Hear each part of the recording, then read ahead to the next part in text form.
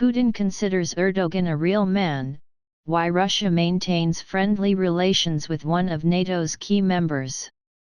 How Russia and Turkey have managed to keep friendly ties despite conflicts and contradictions. 5 years ago, Turkey's Operation Olive Branch started off with massive airstrikes, columns of armored vehicles, tanks with infantry support, and special forces clearing up Syrian territories.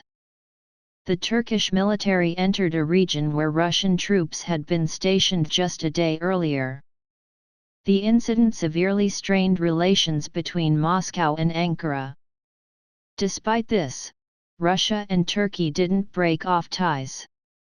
Amidst conflicts in Syria, the Caucasus, and Ukraine, both sides resorted to compromise and continued holding a constructive, mutually beneficial dialogue. In this article, Russian Turkologists explore how Moscow's former enemy and one of NATO's oldest member states became one of Russia's most stable partners. Syrian conflicts. The Turkish army began Operation Olive Branch on January 20, 2018, as a response to the shelling of border territories from the Syrian side. The operation took place in Afrin, the northwestern region of Syria inhabited mainly by Kurds.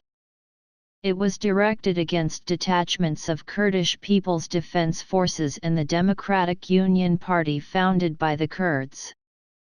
By doing so, Turkey affected the interests of the Russian armed forces officially stationed in Syria at the request of the Syrian government. A year before the start of Operation Olive Branch, Russia introduced into Afrin a group from the Center for Reconciliation of Opposing Sides, and the presence of the Russian military became a sort of security guarantee for the Kurds. At the start of the operation, for security reasons, the Russian armed forces were transferred to the southeastern part of the province, particularly, to the Tel Rifat area on the road to Aleppo. The Kurds assumed that Russia had given the green light for the attack. Ankara's operation began with the massive bombing of Afrin.